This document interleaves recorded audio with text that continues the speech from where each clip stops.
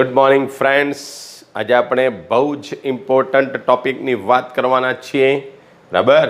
અને તે છે નોન્સ્ટ સમીકરણ. બિન પ્રમાણિત કોષનો કોષ પોટેન્શિયલ જાણવા માટેનું સમીકરણ, બરાબર?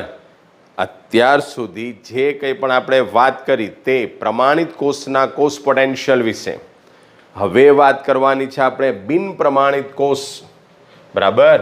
એટલે કે 298 કેલ્વિન તાપમાન ન પણ હોય, બંને બાજુએ 1 મોલર સાંદ્રતા ન પણ હોય, ક્યાં તો કોઈ એક બાજુએ અથવા બંને બાજુએ, તો એ બિન પ્રમાણિત જ થઈ ગયો.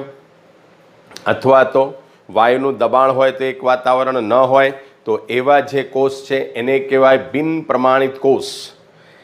એનું કોષ પોટેન્શિયલ નક્કી કરવા માટેનું સમીકરણ નર્ન્સ્ટ નામના વૈજ્ઞાનિકે તારવ્યું.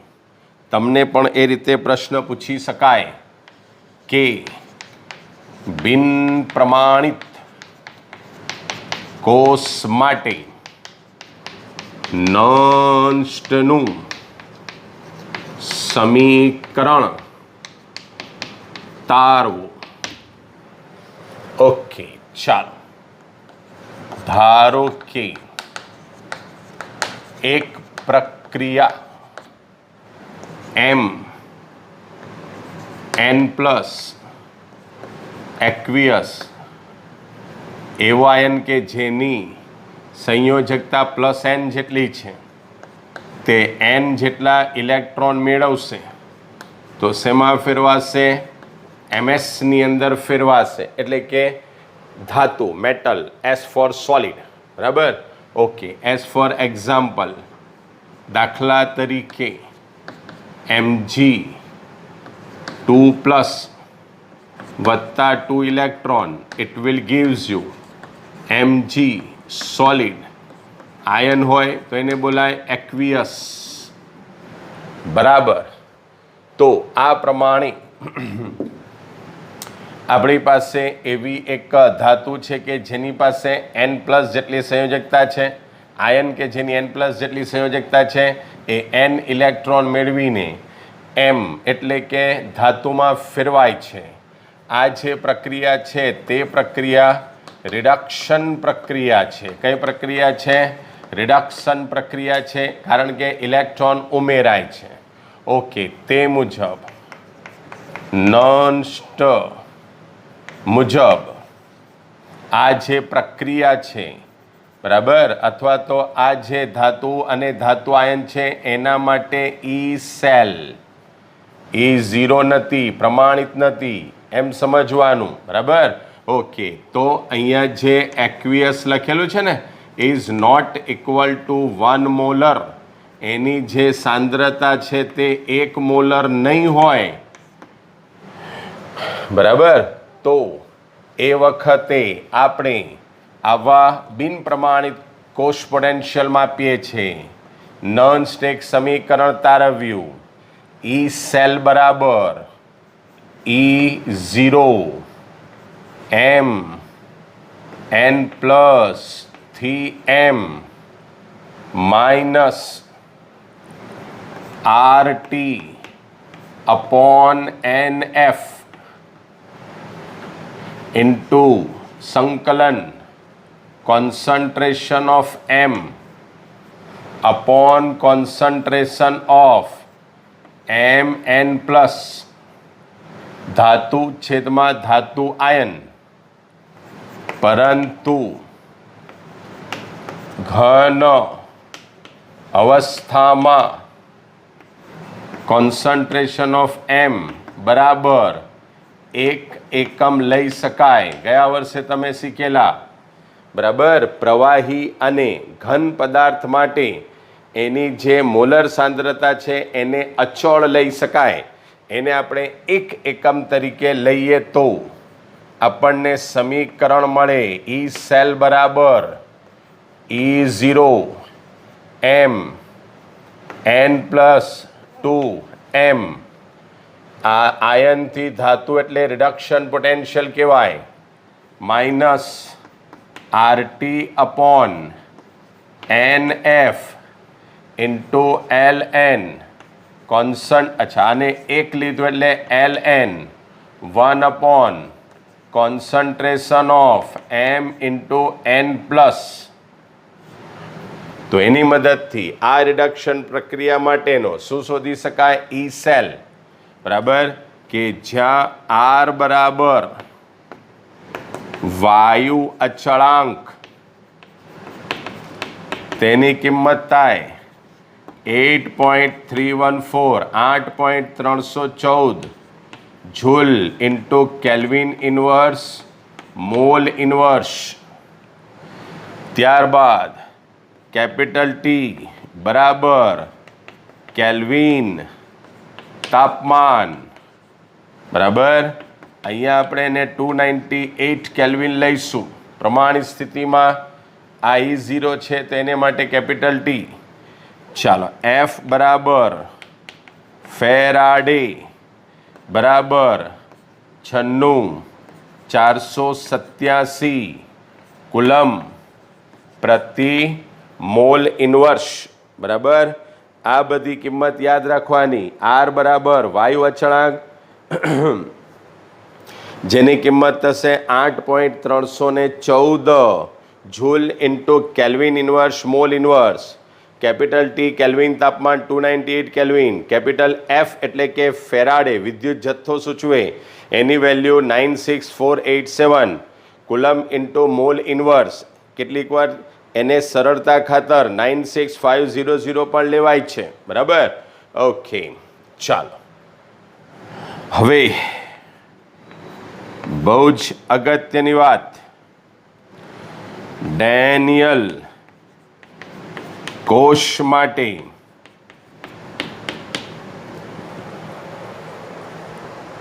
બરાબર, કયા કોષ માટે?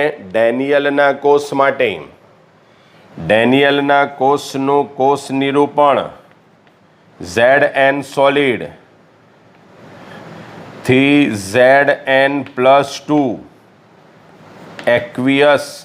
બરાબર, એની જે સાંદ્રતા છે તેને આપણે C1 તરીકે ઓળખીએ.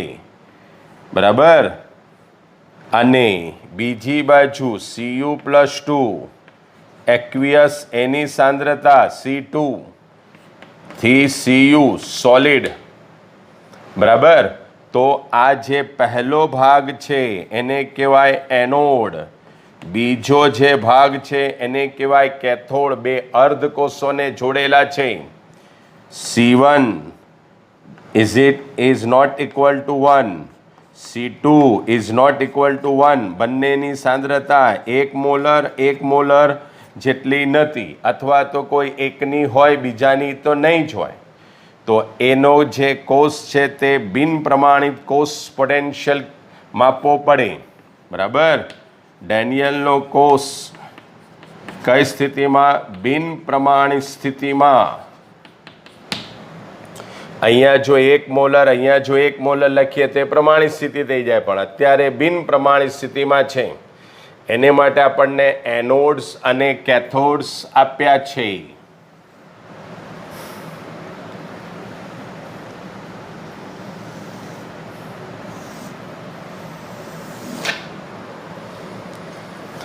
ઓકે, ચાલો, નંબર 1 એનોડ માટે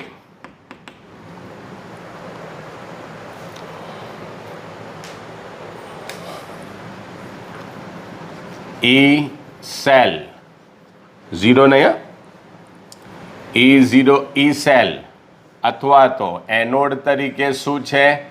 Zn+2 to Zn is equal to E0 Zn+2 થી Zn. આ પાછું પ્રમાણિત સ્થિતિમાં minus RT upon NF into Ln concentration of 1 upon Zn+2. બરાબર. નંબર 2 કેથોડ માટે. બરાબર, આ જે વેલ્યુ છે તે વેલ્યુ ને આપણે યાદ રાખવાનું આરપી ઓફ એનોડ તરીકે. ચાલો બીજું,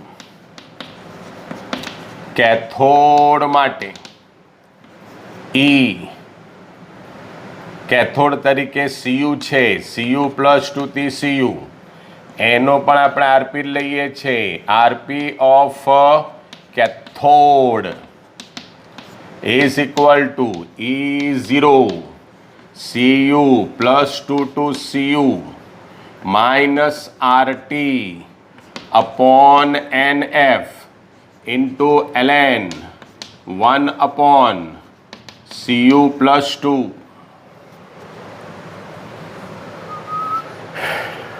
ઓકે, ચાલો હવે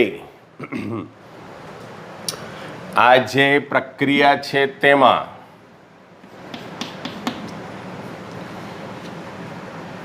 કેટલા ઇલેક્ટ્રોનની હેરફેર થશે? તો કે એનોડ પર ઓક્સિડેશન. કોના ઉપર? એનોડ પર ઓક્સિડેશન. એનોડ પર ઓક્સિડેશન થાય માટે એનોડ પર શું થશે? કઈ પ્રક્રિયા થશે?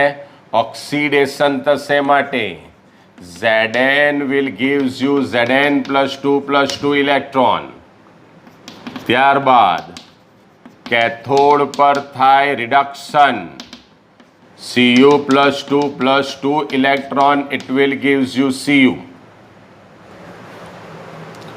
બરાબર. બંને બાજુ ઇલેક્ટ્રોનની સંખ્યા સમાન છે તે જોઈ લેવાનું. નહીં તો તમારે અહીંયા કોષને શું કરવું પડે? બેલેન્સ કરવું પડે. પહેલાં અહીંયાથી જોઈ લેવાનું. કોઈ બી રાસાયણિક પ્રક્રિયા માટે બેલેન્સિંગ અગત્યનું. અહીંયા બી +2 છે, અહીંયા બી +2 છે, એટલે બંને બાજુ વીજભાર બેલેન્સ્ડ છે. એટલે આપણે વીજભાર બેલેન્સ કરવાની જરૂર નથી. જો અહીંયા ફેરફાર હોય તો તમારે કોઈ પણ ક્રિયા કરતાં પહેલાં, કોઈ પણ સમીકરણ લાગુ પાડતા પહેલાં અહીંયા બેલેન્સ કરવું પડશે. બંને બાજુએ જરૂરી સંખ્યા વડે ગુણાકાર કરીને બંને બાજુના ઇલેક્ટ્રોન સરખા કરવાના. દાખલા તરીકે અહીંયા +1 હોતે તો ગુણ્યા 2 કરવાના. બરાબર. ઓકે, અહીંયા +1 હોય તો આ બાજુ 2 વડે ગુણવું પડે. અહીંયા 2 અને અહીંયા 3 હોય તો આને 3 વડે, આને 2 વડે ગુણવું પડે. ચાલો, અહીંયા 2 ઇલેક્ટ્રોનની હેરફેર થાય છે માટે n બરાબર 2 જેટલા ઇલેક્ટ્રોનની ફેરફાર થાય. બરાબર. તો n બરાબર 2 અથવા n બરાબર 2 મોલ. બરાબર. અથવા n બરાબર 2 ફેરાડે. n મોલ જેટલા ઇલેક્ટ્રોન અથવા 2 ફેરાડે જેટલો જથ્થો. બરાબર. 2 મોલ ઇલેક્ટ્રોન અથવા તો 2 ફેરાડે વિદ્યુત જથ્થો કહેવાય. ઓકે, યાદ રાખવાનું. ચાલો, તો માટે હવે અહીંયા n બરાબર 2 છે, તમારે યાદ રાખવાનું છે. હવે આપણને ખબર છે તેમ આ તો આવ્યું Zn + 2 માટે, એનોડ માટે. આ તો આવ્યું કેથોડ માટે. તો E સેલ બરાબર E ઓફ શું થાય? Cathode minus E of anode. બરાબર. એટલે કે E સેલ બરાબર RP of cathode minus RP of anode. અથવા કેથોડ એટલે જમણી બાજુ, જમણી બાજુનો RP ઓછા ડાબી બાજુનો RP. બરાબર. ચાલો, બંનેની વેલ્યુ આપણને ખબર છે તે સમીકરણમાં મૂકીએ. કેથોડ એટલે પહેલાં આ વેલ્યુ લેવાની, E0 CU plus 2 CU minus RT upon NF into ln 1 upon concentration of CU plus 2. बराबर.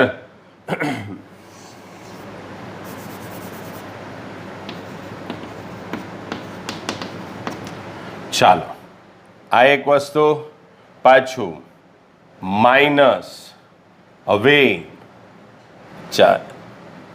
E0 Zn પ્લસ 2 થી Zn. હવે જોજો અહીંયા માઇનસ છે ને, તો અહીંયા આગળ માઇનસ હોય તો માઇનસ માઇનસ શું થશે? પ્લસ. બરાબર? ઓકે. નહીં સમજ પડે તો એક સ્ટેપ વધારીએ, આને આપણે એક કૌંસમાં કરીએ,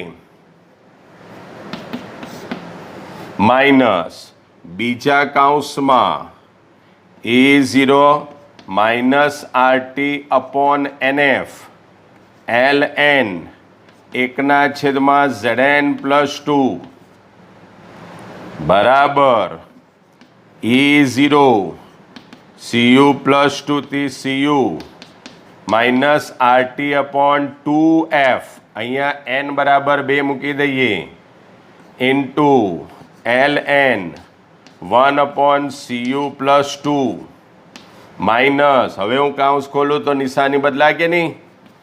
E0 Zn plus 2 to Zn, minus ને બદલે plus RT upon 2F into ln 1/Zn plus 2. હવે E0 Cu પ્લસ 2 થી Cu minus E0 Zn plus 2 થી Zn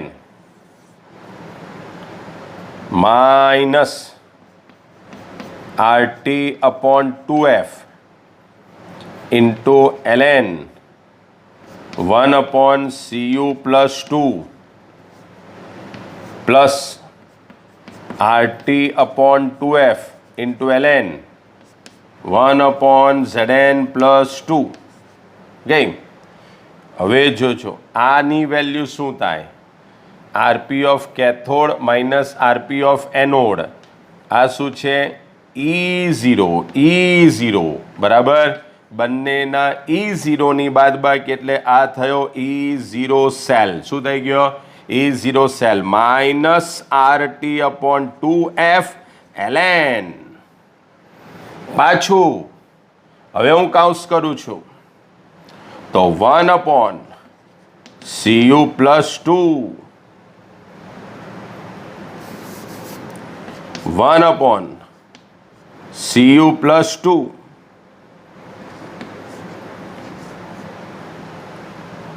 ln ને મેં કોમન કાઢ્યો, બરાબર? નહીં તો હજુ એક સ્ટેપ આપણે જોઈએ તો RT upon 2F ln 1/Cu plus 2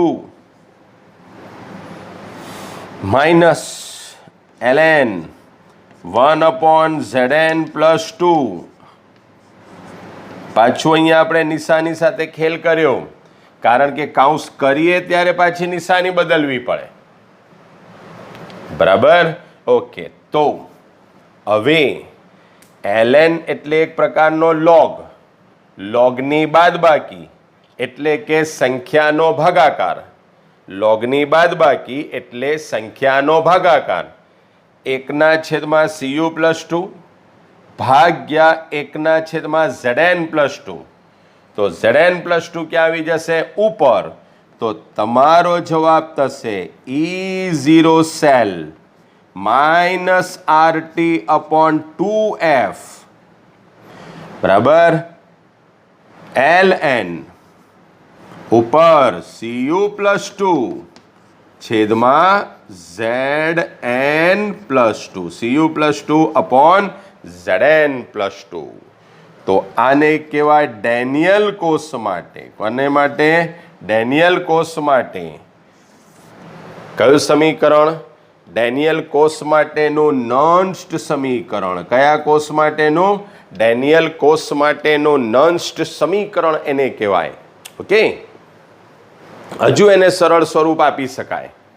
પછી જોઈએ કે શું આપણે સમીકરણ તારવ્યું ડેનિયલ કોષ માટે?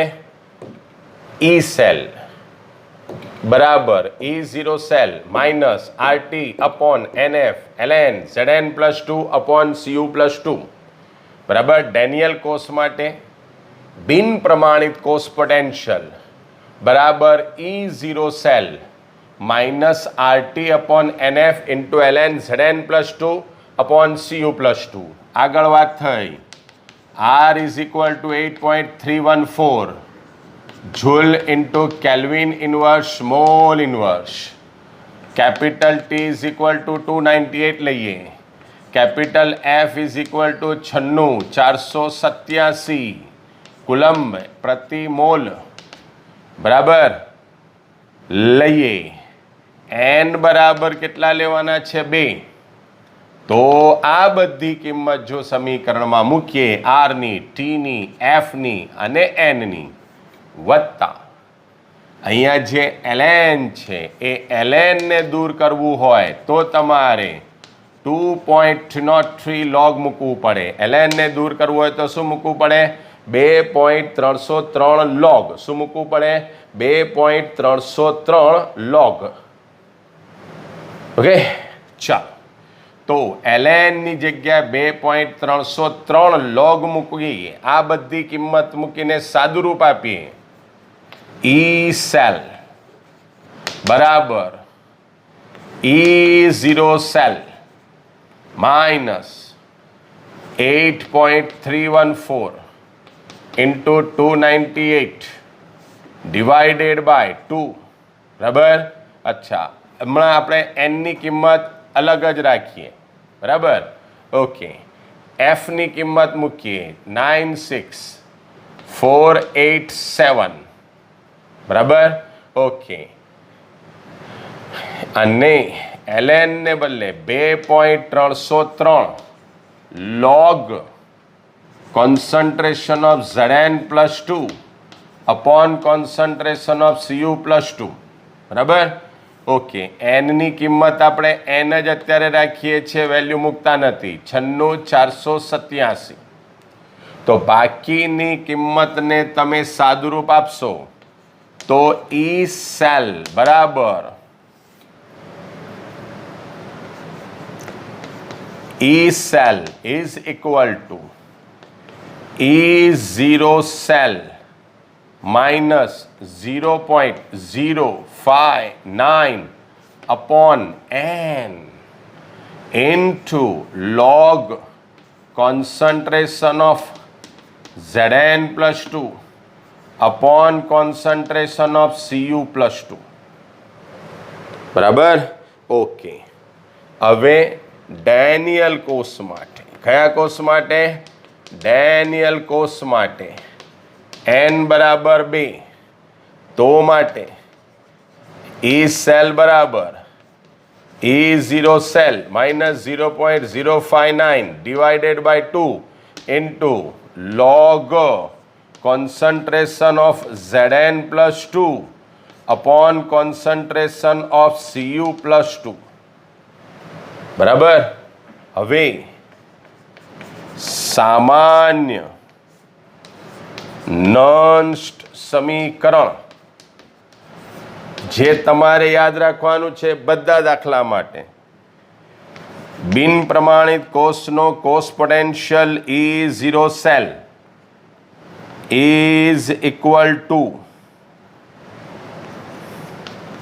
E0 cell minus 0.059 upon n into log concentration of એનોડના આયનની સાંદ્રતા નો x ઘાત છેદમાં કેથોડની સાંદ્રતાનો y ઘાત ચોરસ કૌંસ એટલે મોલર સાંદ્રતા બરાબર x અને y તત્વ યોગ મિતીય ગુણક છે. શું છે? તત્વ યોગમિતીય ગુણક. એટલે કે સમીકરણને બેલેન્સ કરીએ ત્યારે એની આગળ જે આંકડા આવે તે આંકડા છે એક્સ અને વાય, એને ઘાતમાં લખવાના. આ સમીકરણ તમારે ખાસ યાદ રાખવાનું બરાબર. શેને માટે? નોનસ્ટ સમીકરણ મુજબ કોઈ પણ દાખલાની ગણતરી કરવા માટેનું આ સમીકરણ છે.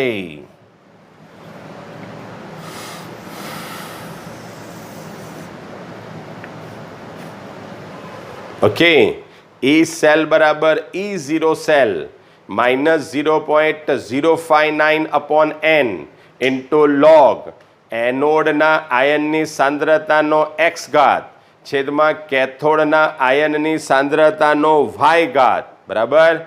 જો બંને બાજુએ સમાન હશે ઘાત તો x અને y ની વેલ્યુ એક જ આવશે, એટલે તેમાં તમારે વેલ્યુ લખવાની જરૂર પડશે નહીં. દાખલા તરીકે નંબર 1 Zn પ્લસ 2 થી નંબર 1 Zn થી Zn પ્લસ 2 એક્વિયસ બરાબર C1 મોલર ક્ષાર સેતુ Cu પ્લસ 2 એક્વિયસ આયન હોય તો એક્વિયસ લખાય C2 મોલર થી Cu સોલિડ સોલિડ એટલે ઘન બરાબર. જો ઘન સ્વરૂપે હોય તો સોલિડ લખાય, આયન સ્વરૂપે હોય તો એક્વિયસ લખાય બરાબર. અહીંયા C1 અને C2 એટલે કે 1 મોલર નથી, એટલે કે આ બિન પ્રમાણિત કોષ છે. કેવો કોષ છે? બિન પ્રમાણિત. એને માટે ઈ સેલ બરાબર E0 cell minus E0 cell minus 0.059 upon n into log concentration of anode આયનની સાંદ્રતા C1 છેદમાં concentration of કેથોડના આયનની સાંદ્રતા એટલે કે C2. આની આગળ અહીંયા કોઈ ગુણક નથી એટલે C1 નો 1 ઘાત, આની આગળ કોઈ ગુણક નથી એટલે C2 નો 1 ઘાત, એટલે કે C1 અપોન C2 થશે ને. 1 ઘાત તો એ જ રકમ થવાની. ઓકે, હવે જુઓ બીજું ઉદાહરણ લઈએ.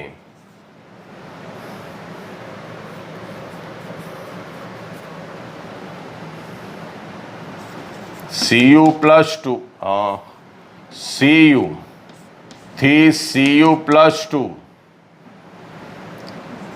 એક્વિયસ આ સોલિડ. અહીંયા લખીએ આપણે C1 મોલર 0.1 0.02 કઈ બી હોઈ શકે. ક્ષાર સેતુ Ag plus 1 aqueous C2 molar થી Ag સોલિડ. હવે આના વિશે કંઈ પણ તારવણી કરીએ, કોઈ બી સમીકરણ લખીએ તે પહેલા સમીકરણ બેલેન્સ છે કે નહીં તે જોવાનું. અહીંયા 2 ઘાત છે, અહીંયા 1 ઘાત છે, બંને બાજુ પ્લસ એટલે કે સંયોજકતા જુદી જુદી છે. આ બાજુ +2 સંયોજકતા છે, આ બાજુ +1. બેલેન્સ કરવા માટે આ સમીકરણને આખાને તમારે 2 વડે ગુણવું પડે. તો Cu solid Cu plus 2 aqueous C1. હવે બહુ ઇમ્પોર્ટન્ટ બીજી એક વાત સમજો. 2Ag પ્લસ 2 વડે ગુણ્યું ઇન્ટુ C2 મોલર. આ એટલી જ રે, એને 2 વડે ગુણવાનું નહીં. 0.2 હોય તો 0.2 જ રાખવાની, 0.4 નહીં કરવાની બરાબર. ચાલો 2Ag સોલિડ, ખાલી તમારે તત્વની આગળ 2 મૂકવાના છે. હવે અહીંયા 2 પ્લસ કેવી રીતે થયા? તો 2 ગુણ્યા પ્લસ એટલે 2 પ્લસ, આ બાજુ 2 પ્લસ, આ બાજુ 2 પ્લસ. આને માટે ઈ સેલ બરાબર E0 cell minus 0.059 upon n into log concentration of anode. anode એટલે C1 છેદમાં કોન્સન્ટ્રેશન ઓફ કેથોડ એટલે C2, એને આયન સ્વરૂપે પણ લખી શકાય. કોન્સન્ટ્રેશન ઓફ એનોડ એટલે Cu+2 છેદમાં કોન્સન્ટ્રેશન ઓફ Ag+. હવે જોજો Cu ની આગળ કોઈ સંખ્યા નથી એટલે Cu નો 1 ઘાત, પણ Ag ની આગળ અહીંયા છે 2, તો માટે Ag નો કેટલો ઘાત થશે? 2 ઘાત. કેટલા ઇલેક્ટ્રોનની હેરફેર થાય છે? તો કે અહીંયા n બરાબર 2, અહીંયા પણ હવે n બરાબર કેટલા થઈ જશે? 2, કારણ કે +2 છે એટલે 2 ઇલેક્ટ્રોનની હેરફેર થાય. એલસીએમ જેટલો આવે એટલા ઇલેક્ટ્રોનની હેરફેર થાય. n બરાબર અહીંયા કેટલા થશે? 2. બરાબર. એટલે એ રીતે બી તમે લખી શકો 0.059/2 into log concentration of Cu+2 upon Ag+ નો વર્ગ. બરાબર. આવતા પીરિયડમાં વધારે જોઈશું એ વિશે. ઓકે.